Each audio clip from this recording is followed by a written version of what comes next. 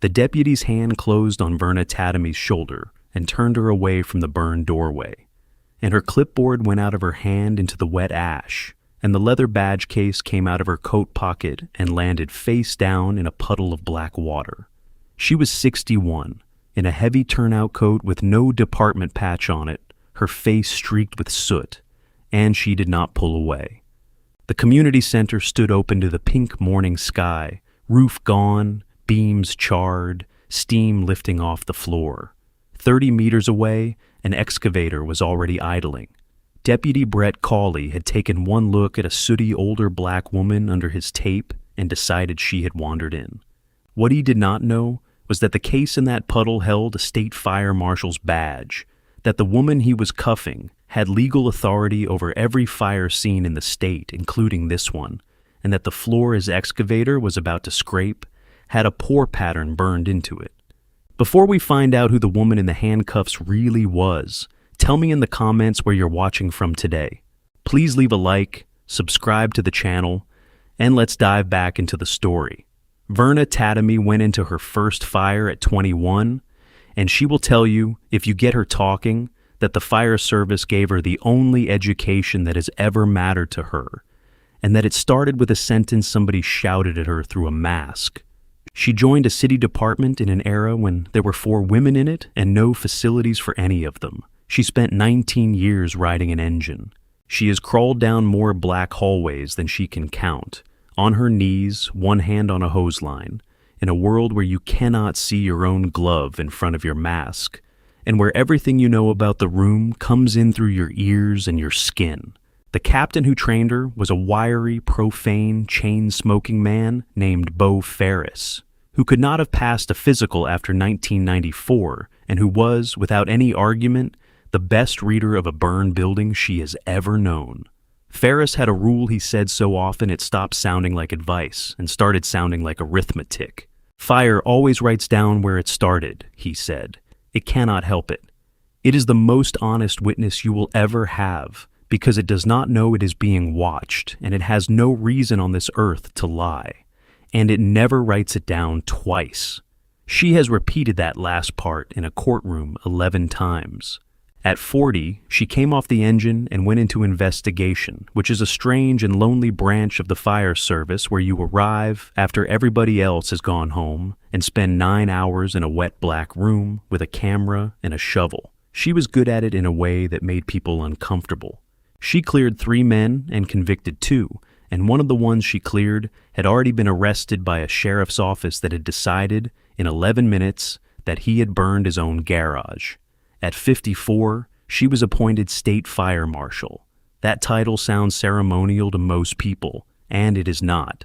In that state, the Fire Marshal is a sworn office with statutory authority over the origin and cause of every fire, and she carries a badge and a photo card that say so, and she has, on 4 occasions in 7 years, used them to take a scene away from a local agency that was about to lose it. 2 things she kept from all of that, and both matter this morning. The first is the badge case. It lives in the right-hand pocket of her coat, and she has never once put it on her belt because she is not police and does not want to be mistaken for police, which is a decision she has had cause to reconsider exactly once. And this is that morning. The second is a habit that her deputy director calls a scheduling problem and that Verna calls the job. When a fatal or suspicious fire comes in overnight in her state, she does not wait for the file. She gets in her own truck and drives, sometimes 2 hours, and she is standing in the ash at first light because a fire scene is the most perishable evidence there is. Rain takes it, wind takes it, overhaul takes some of it, and a contractor with an excavator, working entirely legally at the request of a building's owner, can take all of it in 40 minutes, and nobody has broken a single law. She has said that sentence to 400 recruits in a lecture theater, and she always says it the same way. Everything that is going to tell you the truth about a fire is lying on the floor. And every single force in the world, including the weather, including the insurance company, including the people who love that building, is working to remove it before you get there. The call that got her out of bed at 3:30 was a structure fire at the Bethel Street Community Center. which is the hall attached to a small church in a small town 2 counties over, and which was, until about 1 o'clock that morning, the only building in that town where anybody could hold anything. It had a food pantry in it. It had a Tuesday clinic. It had a hall with a stage where the church choir had rehearsed for 51 years, and where 2 generations of that town had eaten at a folding table after a funeral. Nobody was hurt. It went up empty at midnight, and the volunteer department had it knocked down by 2. Verna drove an hour and 40 minutes in her own truck and parked on the street at 20 past 6, and she got out into that particular smell, wet ash and burned wiring and scorched hymn books, that she has never in 40 years got out of her clothes. She put on her turnout coat, which is old and has had the department patch removed from the shoulder since 2011, when she stopped belonging to a department and started belonging to a state, and she ducked the tape. She walked it the way she has walked scenes for 21 years, which is not the way anybody else walks a fire scene. Everybody else looks up at the damage. Verna looked down at the floor and around at the edges. There was a charge hose line lying across the public road with no ramp over it, in the dark, on a bend. The tape at the north side had come off its post and was lying in a puddle, so that the perimeter had a 15-meter hole in it that anybody could walk through, and had. The front doorway of the structure was not sealed, not marked, and not logged, and there was no scene log at all, no sheet on a clipboard, nothing recording who had been inside that building since the fire went out. And by the wall of the still-standing kitchen block, there was a bucket of sand with 11 cigarette ends in it, which meant people had been standing there smoking, which meant people had been standing there. None of that was unusual for a small volunteer department at 6 in the morning after a long night. All of it was the ordinary quiet evidence of a scene nobody had taken control of. She wrote all 4 in the notebook and kept walking. At the tail of the engine, a very young man in gear was rolling hose, doing it properly on the flat with his boot as a spindle, which about 1 person in 6 does.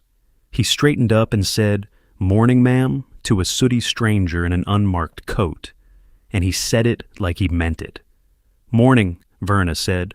"Long night." "Yes, ma'am." His helmet shield said, "M. Odom." He was maybe 20. Then, quicker and much quieter, without looking up from the hose, "Ma'am, if you're with the family or the church, don't let them start the cleanup yet." Verna looked at him.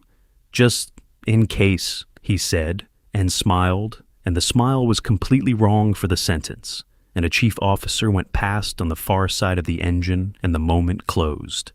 She would think about those 14 words for a long time afterward, not because they were dramatic, but because they were what was left of a young man's courage after somebody had spent 11 days sanding it down. He could not say what he knew, so he said the smallest true thing he could get away with to a stranger, in case it helped. Verna went in through the front doorway. Now, before I tell you what she saw, I have to explain the one thing this whole story rests on, and it takes about 90 seconds. A fire is not a smear. It is a process, and it runs by rules, and it leaves those rules written on the building in a language that anybody can be taught to read in about a week, and that almost nobody bothers to learn. Fire burns upward and outward from where it starts, so it leaves a cone, worst damage low, and at the origin, spreading up and out in a V. Find the V, follow it down, and you are standing on the beginning. And there is one more rule, and it is the one Bo Ferris shouted at a 21-year-old through a mask. And it is the rule that ended a man's life as a free citizen 11 months later. A fire starts in one place. 1, not 2. A single accidental fire has a single point of origin because it takes time for fire to travel and the damage records that travel. If you walk into a building and find 2 separate, deep, low burn patterns at opposite ends of a room, with less damage between them, you are not looking at one fire that spread. You are looking at 2 fires that were started. There is no accident that does that. There is no wiring fault that does that. 2 origins is not evidence of arson. 2 origins is arson, and every investigator on Earth will tell you the same thing. Verna stood in the doorway of that hall with her light in her hand and saw it in 4 seconds. The northeast corner, by where the stage had been, was burned down to the floor structure, the wall studs gone to charcoal, the joists exposed and alligatored, and above it, on the surviving section of block wall, a clean deep V running up from about ankle height. And the southwest corner, 40 feet away, on the other side of the room, past a section of floor that was scorched but intact and a stack of folding tables that were burned on one side and merely blistered on the other, was a second one. Same depth, same low origin, same clean V on the block above it. 2. She stood absolutely still for a second, and then she started working, and she worked fast because there was an excavator idling on the lot. She went to the northeast corner first and crouched and put the light down flat along the floor so the beam raked it, which is a thing you do to make the surface tell you about itself. And there it was. Running out from that corner and across the floorboards toward the middle of the room was a shape. It was not a smear and it was not a spread pattern. It had edges. It was a long, irregular tongue with a defined boundary, deeply charred inside the boundary and only lightly scorched outside it. And at the point where it met the raised threshold of the stage, the burning ran under the timber and came out the other side. That is a pour pattern. A liquid does not care about the shape of a room. It goes where a liquid goes. It runs into the low places, it follows the slope of a floor, it soaks into a seam, and it sits under a threshold where fire cannot otherwise reach. And it burns with a heat and a duration that leaves an edge, and the edge is the shape of the puddle.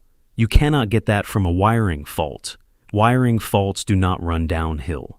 Verna took her camera and photographed it from 4 angles with the light raking. She photographed the 2 V's. She photographed the intact scorched floor between them, which is the part that convicts, because it is the absence of fire that proves there were 2 of them. She set a folding rule beside the pour edge for scale and shot it again.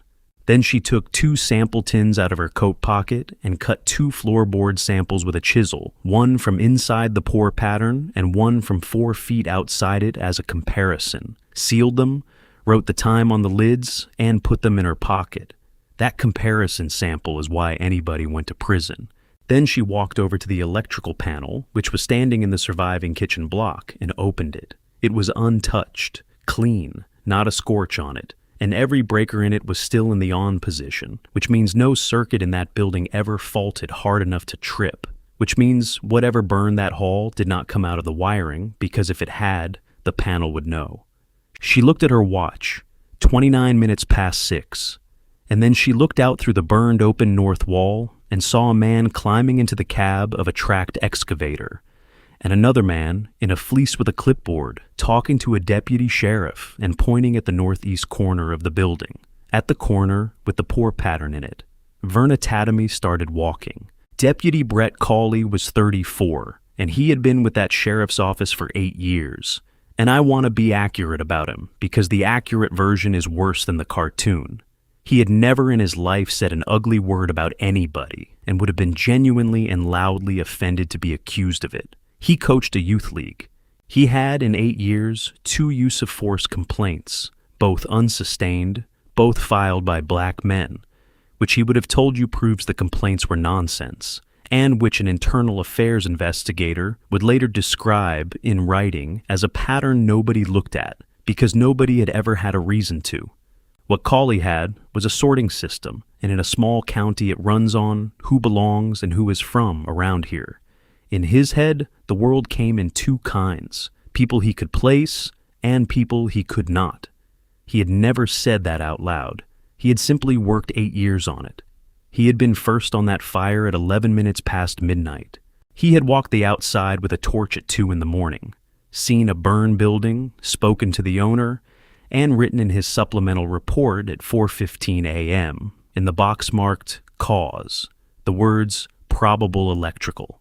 He was not a fire investigator. He had never been trained as one. In that county, nobody was, which is not his fault and is the actual root of this whole story. And a sooty older black woman in an unmarked coat walking out of the ruin toward him with a camera around her neck was not, in Brett Cawley's head, a person with a reason. She was a category with a problem attached. Ma'am, ma'am. He came round the front of the patrol truck fast. "Ma'am, you need to get back behind the tape, right now." Verna kept walking until she was close enough not to shout, which is a thing she does on purpose, and stopped. "Good morning. Who is running this scene?" "I am, and you're inside my perimeter." "Then I need you to stop that excavator," she said. "Not move it. Stop it and shut it down, and nobody touches the northeast corner of that floor." "That's not happening. The owner's got a contractor here. The structure's unsafe, and the fire's out." "3 questions," Verna said. "And then this gets very simple. You need to get behind the tape." 1. She held up a soot-black finger. "There are 2 separate points of origin in that hall, 40 feet apart, with intact floor between them. 2. Who determined the cause?" Something went across Brett Cawley's face. It was fast, and it was not confusion. 2. She did not raise her voice, which was difficult, because her voice has been sanded down by 40 years of smoke and does not have a lot of range left. "There is a pour pattern on the floor in the northeast corner, running under the stage threshold. It has edges. Liquids have edges, and wiring does not." "Who walked that floor?" "Ma'am." 3. Your panel in the kitchen block is untouched, and every breaker in it is still closed. Nothing in that building faulted. So, my 3rd question is, who wrote probable electrical? And can we shut that machine down for 2 hours and get a state investigator here before that corner is in the back of a truck? And there is the fork in the road, 4 seconds wide. Cawley could have said, "Show me." 2 words. He could have walked 40 meters and looked at a floor with a torch held flat. It would have cost him a morning and a phone call, and Brett Cawley would still have a badge. But Cawley had made the decision that mattered at 4:15 that morning, alone in a patrol truck with a laptop, and every choice after that was just the bill arriving. He had written a cause in a box on a form for a building he had walked around the outside of, because the form asked, and he did not know that the honest answer was undetermined, and that undetermined is a complete and professional answer. And then, at 5:30, the owner had asked whether they could get started, and Cawley had said, "Sure, it's your building." That is the whole crime, on his side of it. He wrote a word he did not know, and then he gave away a scene that was not his to give. And now, a sooty woman in an unmarked coat was standing on his lot saying out loud, in front of a volunteer firefighter and a contractor, the exact 3 sentences Brett Cawley was going to spend the next 14 months of his life explaining. So, he did what frightened men do. He stopped talking about the floor and started talking about the woman. "Okay, that's enough." His voice came up and got the shine on it, the performing voice, aimed past her at everyone in earshot. "You're inside a taped scene, you've been inside a condemned structure, and you've been taking photographs of somebody's property. I don't know who you are, you're not with the department, and you're going to move now or you're going to have a real problem." "That's fair," Verna said. "You don't know who I am, so let me show you. There's a badge case in my right coat pocket with a photo card in it. That's all it is. Let me hand it to you, and then you can decide whether to listen to me about the floor." She moved her hand toward her pocket. "Hey, hands. "My right coat pocket," Verna said, and her hand stopped where it was, palm open, 6 inches from the pocket, and stayed there. "There is a leather badge case in it, nothing else. I am telling you before I do it. Do you want to take it out yourself? Quick thing before we go on. If you have ever been the person who was right and got treated like the problem for being right, do me a favor and hit like and subscribe, because the next few minutes of this are hard and I want you here for what comes after them." He did not want to take it out himself. "Turn around. Deputy, that machine is 30 meters from the only physical evidence. Turn around and put your hands behind your back." And Verna Tademy, who had crawled down a burning hallway on her knees at 22 and had signed the report that got a man out of a cell at 46, looked once at the excavator and once at the corner of the building and turned around. Because Verna was not the first person on that lot to say those sentences. She was just the first one Cawley could not take off a duty roster. Micah Odom was 20, and he had been a volunteer firefighter for 10 months. He worked days at a tire shop, 11 miles up the road, and he had joined that department the week he turned 19. because his grandmother had sung in that church choir for 30 years, and because the hall had a food pantry in it that his family had used twice when he was small, and he has never once said that second part out loud to anybody in the department. He was good. Probationary volunteers are not furniture. They are the people who do the overhaul, the long, filthy hours after the fire is out, pulling ceilings and shoveling debris, which means the newest person on the crew is often the one whose hands are physically in the evidence. He had been inside that hall at 1:30 in the morning with a hook and a light, and he had noticed two things inside about 8 minutes, because in his probie class, 11 weeks earlier, a state instructor had spent a whole evening on exactly this. The first was that there were 2 burned corners with good floor in between. The second was the smell. Not the smell of the fire, which is a smell he already knew. The smell in the northeast corner, low down, when he pulled a piece of skirting away, sweetish, oily, still there under the smoke, hours later. He told his lieutenant on the tailboard at 2 in the morning. His lieutenant, who is not a villain in this story, and who has not slept properly since, said, "That's for the investigator, not for us." So, Micah did everything right. He went home at 4, and at 4:10 in the morning, in his kitchen, still in his hood, he typed it up on the department's own incident reporting system. Date, time, location, 2 areas of deep low charring at opposite ends of the hall with intact flooring between, strong petroleum-type odor low in the northeast corner during overhaul, and he signed it. Nothing happened. 6 days earlier, and this is the part that got a paragraph of its own in the eventual report, he had done the same thing after a smaller fire in a vacant rental owned by the same man. He had written one line, "Second area of burning near rear door," not consistent with the reported origin. Nothing happened then either. That afternoon, the day after the second report, Deputy Brett Cawley came by the station while Micah was checking air bottles, and he was extremely pleasant, and he leaned on the compressor so the whole thing looked like a chat. "Micah, can I give you some advice? Because you're going to be good at this, and I'd hate to watch you make an unforced error." Micah said, "Okay. Cause and origin is a specialist function. It's not the fire department's job, and it is definitely not a probie's job." He said it kindly.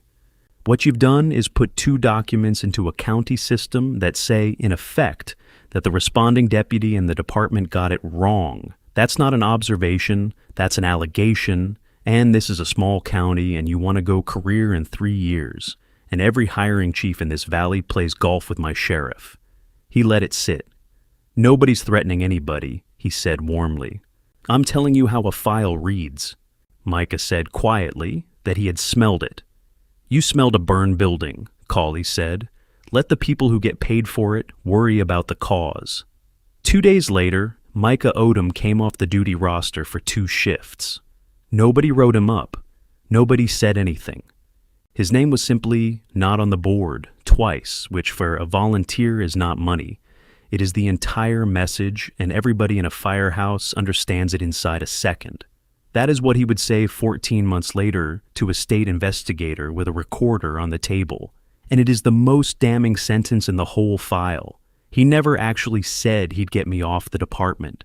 He put my name in the roster in the same conversation and let me do the rest myself. That is what an institutional failure actually looks like. It is never one villain in a room. It is 4 or 5 ordinary people, each with exactly one thing to lose, arranged by a single person who knows precisely what each of those things is. So, when Brett Cawley told Verna Tademy to turn around, Micah Odom was standing 11 meters away at the tail of the engine with a rolled length of hose still in his hands, watching a stranger get put in handcuffs for saying out loud the sentences he had been quietly punished for twice in writing. "Deputy." His voice came out thin, and he pushed it through anyway. "Sir, she's right. There's 2 corners. I wrote it up, sir. I wrote it up at 4 this morning, and the one on the north side smelled like—" Cawley turned his head and looked at him, and his voice went gentle, which was worse than shouting.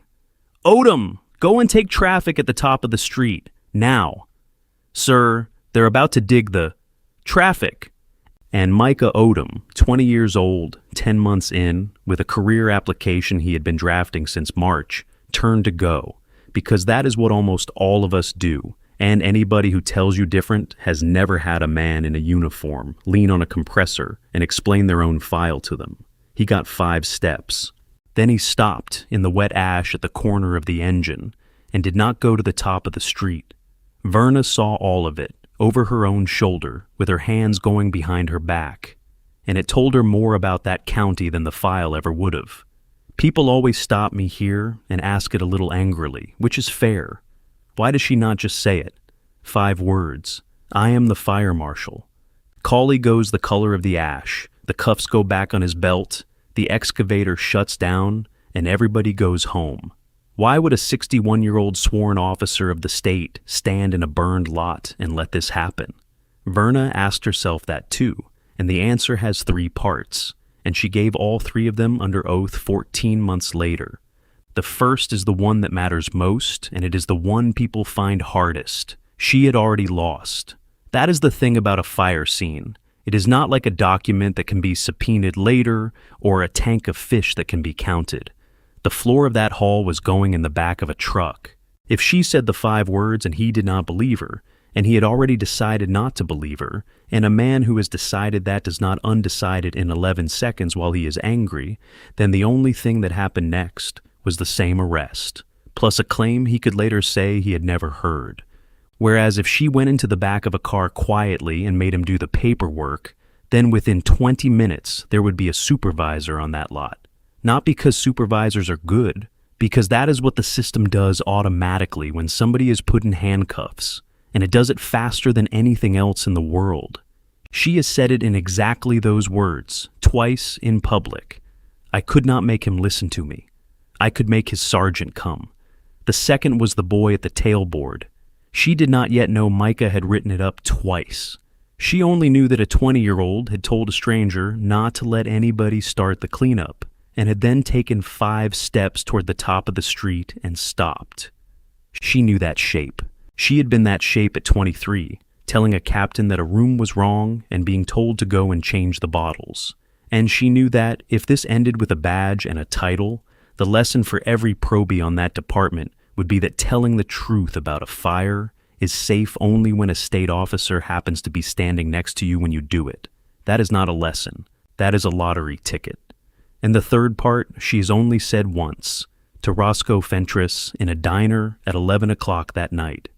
In 1989, she'd gone through a floor at a fire in a rooming house and put her right hand down on a burning joist to stop her fall, and the scar of it runs from the base of her thumb up her wrist. And it is the reason she has been asked, perhaps 200 times in 35 years, by people who see it in a grocery store, whether she was in an accident. And the reason she has been asked, and the reason nobody has ever once looked at that scar and guessed firefighter, is a subject she has thought about for 35 years and has never in her life said out loud to anybody who was not also a black woman in that job. She was 61. She was standing in the middle of the answer. She was going to hear all of it. The cuffs went on behind her back, and they went on tight. 1 click past necessary. Out of the small performing confidence of a man with an audience who is not sure he is right. Verna's shoulders are 61 and have 19 years of hose work in them and do not go back the way they used to. 40 minutes later, there would be 2 red bands across her wrists, one of them lying directly across the old burn scar on her right one, and a photograph of that particular wrist, the scar and the fresh mark crossing it, would end up in an internal affairs file and, 11 days later, on the front of 2 newspapers. You're being detained, not arrested, Cauley said. I understand, Verna said, and her ruined voice did not change at all. And that is the thing everybody who was there remembers. It did not change. Then she said the only other thing she said, and she said it clearly, and it is on a body camera. Deputy, I wanted on your recording that I told you there are 2 points of origin in that structure, and a poor pattern in the northeast corner, and that I asked you to stop that excavator, and that you were proceeding anyway. Time is 6:34. He walked her to the car past the front of the engine. She was not dragged. Nobody hit her. It took 90 seconds, and it was in front of about 40 people, because a church hall burning down in a small town is not a private event, and the whole street had come out at midnight, and most of them had never gone home. There were people in coats over pajamas. There were 3 members of the choir standing together at the tape holding coffee, and one of them, a very old woman in a green hat, said out loud, in a voice that carries because it has been singing in a hall for 50 years, "What are you doing to that woman?" And they went past the burned doorway, past the excavator, whose driver had shut it off and climbed halfway down and was standing on the track with a strange look on his face, and past a clipboard lying in wet ash, and past a leather badge case lying face down in a puddle of black water, with a state seal on the underside of it that nobody had turned over. Micah Odom had not gone to the top of the street. He stood at the corner of the engine with his heart going like a bird in a box, and he thought about a man leaning on a compressor, explaining his file to him, and about 2 shifts, and about the smell in that corner at 1:30 in the morning. And then he took his phone out of his coat and turned it sideways and pressed record. His hands shook so badly that the first 4 seconds are unusable. He got the rest. He got the cuffs. He got the badge case in the puddle. And then he did the thing that a state investigator later called the single most useful act by any individual in the entire case. Instead of following the deputy, he turned around, walked to the burned open north wall, and held the camera steady for 22 seconds on the northeast corner of that floor, the 2 burn areas, the intact boards between them, and the long-edged tongue of char running under the stage threshold, time-stamped at 6:36 in the morning before an excavator bucket ever touched it. That 22 seconds is the reason there was a prosecution. As they came level with him, Verna turned her head, found him, looked straight into that camera for about a second, and gave him one small nod. Micah said later that he did not know what it meant. He only knew it meant keep going. So, he kept going. Hey, real quick, if you have ever stood there with your phone out, doing the math on whether the truth is worth the only thing you have worked for, tell me in the comments because I would genuinely like to know how that went for you. And if you want to see what happens next, hit like and subscribe because the next 4 minutes are the reason I wanted to tell you this one. Because at that exact moment on the far side of the engine, a 63-year-old man in a white helmet came round the tailboard with a coffee in each hand. Chief Roscoe Fentress had been the chief of that volunteer department for 19 years and had been on it for 41. He was 63, red-faced, enormous through the middle, with a white helmet he had not replaced since 2006, and a manner that made people think he was slow, which he was not. He had met Verna Tademy in 1994 at a 2-week regional academy where she was one of 2 women, and he was a very fat young man from a very small town who could not run the mile, and they had spent that fortnight as the 2 people at the back, and she had helped him with the written, and he had carried her bottles up a stairwell, and they had been friends for 31 years. He came round the tailboard with 2 coffees, looked up, and stopped. Both cups went on the ground. Hey! It came out of a 63-year-old man in a way that a fireground is designed to carry, and it carried. Get those off her, Brett. Get those off her right now. Chief, stay back. Do you know who that is? He was coming across the wet asphalt fast, and he was not shouting at her, and he was not shouting at the deputy. He was shouting at everybody. That's Verna Tademy. That is the State Fire Marshal. Son, that is the fire marshal of this entire state. And you have got her in the back of your car at my fire. Everything on that lot stopped. The state trooper who had rolled up 90 seconds earlier, because somebody in a small county calls the highway patrol when a scene gets loud, had already been out of his car and walking because 27 years teaches you to arrive slowly and look at the ground on your way in. Sergeant Del Hyde was 55, gray, unhurried, and he had come in past the front of the building, and he had done the one thing nobody else on that lot had done all morning. He had bent down and picked the paper up out of the puddle. He came over with a leather badge case in one hand, open, water running off it, and a wet clipboard in the other. "Cawley," he said, "come here a second." He did not make a speech. He turned the case so that only the deputy could see it and moved his thumb across it. a gold shield with a state seal on it, a photo identification card, laminated, still legible under the water, with a name, a title, and a section number of the state code printed under it. Then Sergeant Hyde straightened up, put his reading glasses on, and read that card out loud, slowly, all of it, including the section number so that his own body camera would get every syllable. Then he clicked the reading glasses shut. "That section," he said, "is the one that says she has authority over the origin and cause of every fire in this state, including this one, including over you and over me." He looked at the excavator. "Is that machine off?" Somebody said it was off. "Take them off her." The cuffs came off in the parking lot of the Bethel Street Community Center at 11 minutes to 7 in the morning in front of about 40 people. Verna brought her hands around in front of her and turned them over, and there were 2 red bands across her wrists, one of them crossing the old burn scar on the right one. The very old woman in the green hat at the tape put a hand over her mouth. "Ma'am," Hyde said, "my camera's running and I want this in the file. I'm sorry. This was handled wrong from the first minute and I'm going to document it that way." "Thank you, Sergeant." Verna worked her fingers a few times to get the blood back and looked past him at the building and then at the clock on the dash of the engine. "Sergeant, I need 3 things, and I need you to say the first one out loud on that camera, because I am a woman who was in handcuffs 90 seconds ago, and nobody on this lot is going to move fast for me. Nothing moves. Not the excavator, not the debris, not a boot on that northeast floor. Second, I want a scene log started right now, on paper, with every name that has been inside that structure since midnight. And I want it started by you and not by this department.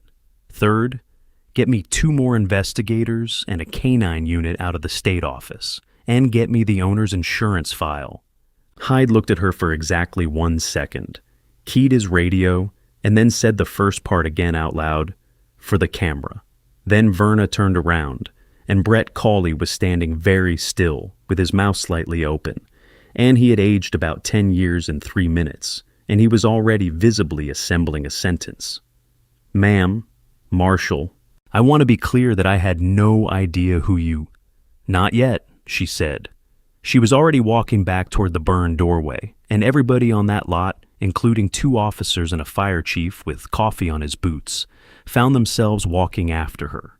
There is a floor in there that somebody poured something on, and in about 40 minutes there would have been nothing left of it.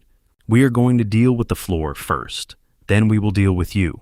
What happened in that hall over the next 2 hours was not revenge, and I want to be precise about that, because people always want the next part to be revenge and it never is, and the reason the real thing is better is that revenge ends, and this did not.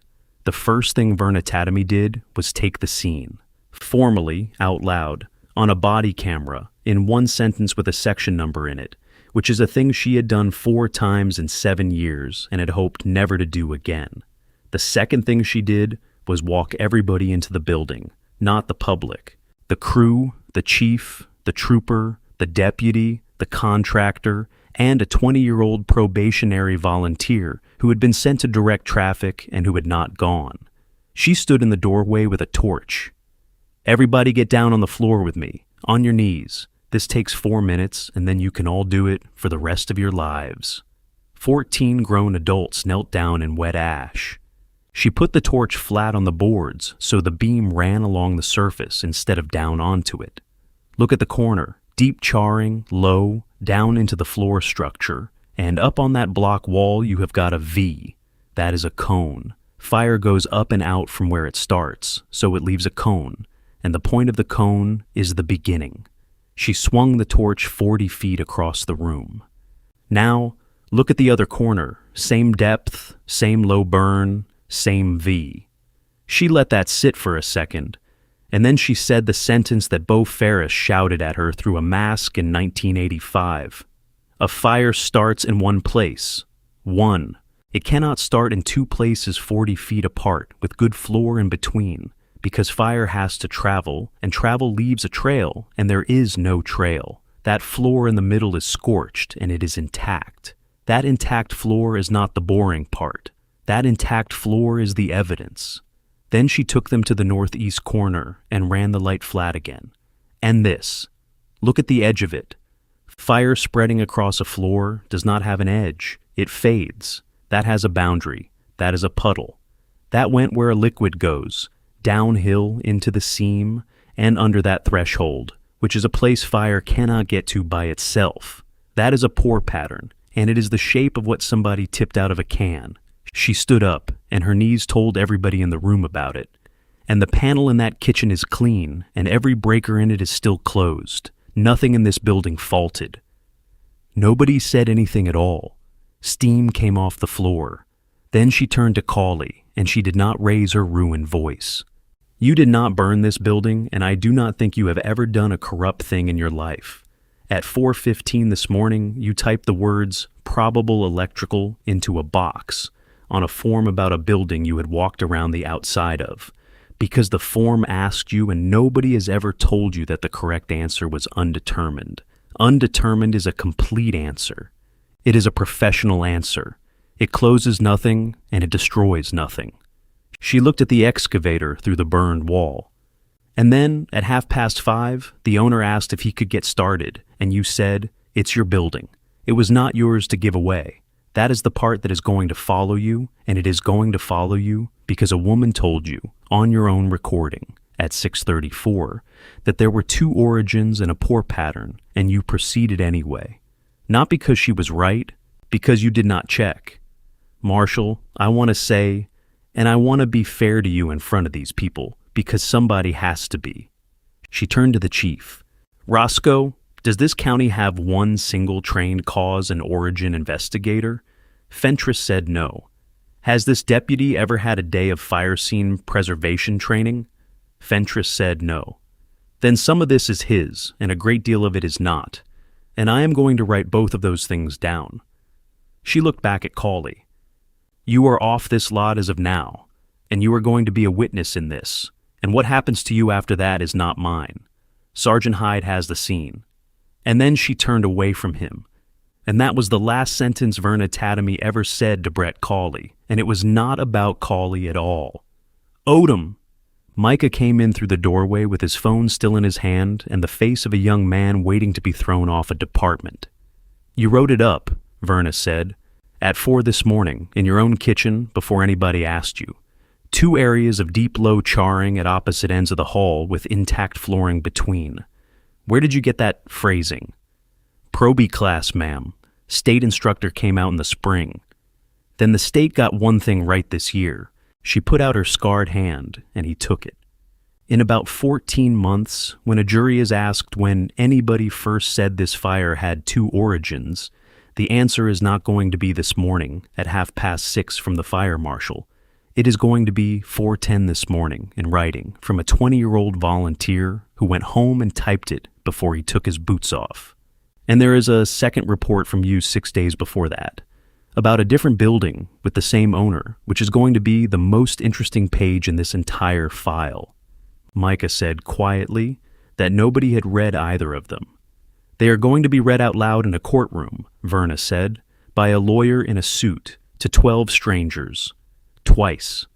Then she looked at the corner and at the light coming through the burned roof and at 14 people standing in ash. Right, she said. Roscoe, I want that whole corner protected before this weather turns. Sergeant, nobody in or out. And somebody go and tell those people at the tape what is actually happening, because they have been standing there since midnight and this is their building, and they are going to hear it from us and not from a rumor. The 2 floorboard samples went to the state laboratory that afternoon, sealed with the time written on the lids in Verna Tademy's handwriting at 6:31 in the morning. Both came back positive for a medium petroleum distillate, which is the technical way of saying charcoal lighter fluid. The comparison sample, cut 4 feet outside the pour edge, came back clean, and that clean sample is the one that mattered because it is the difference between an accelerant and a floor that had been mopped with something once in 1998. The K9 unit hit twice on the northeast corner and once at the base of the southwest wall. The building's owner was a man called Landry Voss, 48, who owned 4 properties in that county and had increased the cover on this one 11 weeks before the fire. The insurance file, when it came, showed that the hall had been running at a loss for 2 years, and that he had twice tried to sell it to the church for a number the church could not raise.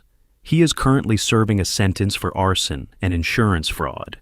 The second building, the vacant rental that Micah Odom had written one line about 6 days earlier, and that nobody had read, was also his. That is the page that made the fraud charge stick, because one fire is a misfortune, and 2 fires in a fortnight in 2 buildings owned by the same man is a pattern, and a pattern is what a jury understands. The county's determination of probable electrical was formally vacated. It is a matter of public record that it was vacated on the strength of a video taken by a 20-year-old volunteer at 6:36 in the morning, 22 seconds long, of a floor that was scheduled to be in the back of a truck by 7:30. Deputy Brett Cawley was placed on administrative duty pending an internal affairs review, and the review went considerably further than anybody expected, because once somebody actually reads 8 years of files, they tend to find the other things nobody had a reason to look at. He is not a deputy anymore. Verna's written statement to that review is 4 pages long, and 2 of those pages are about the fact that the county had no trained fire investigator and had never sent a single deputy to a scene preservation course. And her recommendation was not that he be dismissed. It was that the state pay for the course. Both things happened. That course now exists. It is 1 day. It is mandatory for every deputy and every police officer in that state within their first year, and about 1,100 people a year sit through it, and the first 40 minutes of it is a woman with a ruined voice showing them photographs of a floor and explaining that undetermined is a complete and professional answer. Sergeant Del Hyde retired 18 months later. At his retirement, in front of a room, somebody read out the line from his body camera transcript where he says the section number out loud, and Verna Tademy was in the 3rd row. Micah Odom is a fire investigator, not a volunteer, a full-time state investigator 4 years later, and the state paid for every hour of it. He works out of a regional office 90 miles from where he grew up. The first thing he does on any scene, before anything else, in front of anybody, is put a torch flat on the floor and get down on his knees, which slows everybody down and which nobody is ever going to stop him doing. His 2 reports, printed out, are pinned to the wall of that regional office. Somebody put them up as a joke. Nobody has taken them down. And there was one more thing, and Verna did it herself, 11 months later, on a Saturday. A month before the fire, Deputy Cawley had moved an elderly black woman off the community center parking lot at 9 in the evening in front of people as a loiterer. Her name was Alberta Cobb. She was 74, and she had sung in that choir for 41 years and had a key to the side door in her handbag at the time. When the new hall was built, insurance, a state grant, and 11 months of a town holding suppers in a school gym, Verna drove down for the dedication and made absolutely sure of one thing, that the person who cut the ribbon on that building was Alberta Cobb, in a green hat, with a key in her handbag. So, here is the honest part, and it is uncomfortable, and I am not going to dress it up. Verna Tademy was saved by 4 coincidences. She happened to be the fire marshal. She happened to be carrying the badge in a coat pocket on a scene she had driven to on her own time. She happened to have a 20-year-old volunteer brave enough to press record and clever enough to film the floor instead of the arrest.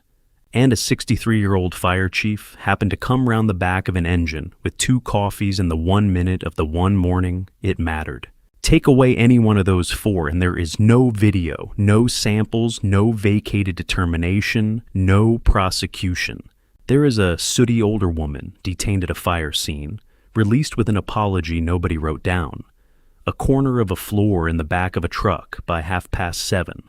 A form in a county system that says probable electrical. A man collecting on a policy, and a town that never finds out why its hall burned down. Most people who get looked at the way Verna got looked at that morning do not have a badge in their pocket. Nobody comes round an engine shouting their name. They get put in the back of a car and driven away from the thing they were right about. And nothing about it is ever written down anywhere at all. And the 2 failures on that lot were the same failure. Nobody got down on the floor. Cawley typed a cause for a building he had walked around the outside of. He gave a scene away because it was easier than saying, "I don't know." He did not read a badge he was told was in a pocket 6 inches from his hand. Every one of them read a label instead, because a label is faster, and it is free, and it feels exactly like knowing. Bo Ferris told me at 21 that fire is the most honest witness you will ever have, because it does not know it is being watched, and it has no reason on this earth to lie. I have had 40 years to think about that, and here is where I have got to. People are not like fire. People know they are being watched, and they have every reason in the world to arrange themselves. So we take shortcuts, a coat, a badge, an accent, a face, and we call it reading somebody, and it is not reading anybody at all. It is the same shortcut that wrote probable electrical in a box at 4:15 in the morning. 1 habit, 2 victims, same morning. So let me ask you something. Have you ever been the one who saw it first and got sent to direct traffic? Have you ever been Micah, standing in the ash with your phone, doing the math on the only thing you have ever wanted to do? And be honest with yourself for a second, because I am being honest with myself. Have you ever been the one in the uniform or the suit or the good coat who looked at somebody and decided in 6 seconds and never checked? Tell me in the comments. I read them, and this one I really do want to hear. If this story meant something to you, please leave a like and subscribe to the channel, because this is what I do here every week. Ordinary people, written off in a few seconds, and what happens when somebody finally looks. Thank you for spending this time with me. Take care of each other, and I'll see you in the next one.